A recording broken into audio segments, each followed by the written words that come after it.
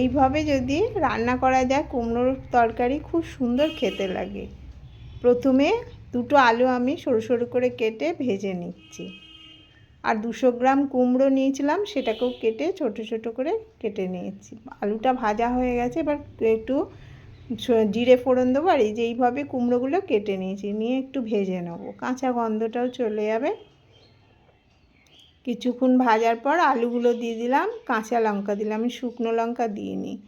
আর চীনা বাদাম দিলাম কিছুটা, নুন, হলুদ, একটু ধনে গুঁড়ো দিয়ে এবার একটু জিরে গুঁড়ো দিয়ে দিলাম, হাফ চামচের মতো দিয়ে একটু জল দিয়ে মাখা মাখা করে একটুখানি অর্ধেক টমেটো দিয়ে দিলাম। দেখুন হয়ে গেছে। গ্যাসটা কমিয়ে দিয়ে সামান্য একটু চিনি দিলাম, কুমড়োতে একটু মিষ্টি মিষ্টি নাহলে ভালো লাগে না। এইভাবে করবেন, রুটি পরোটার সঙ্গে খুব ভালো লাগে খেতে।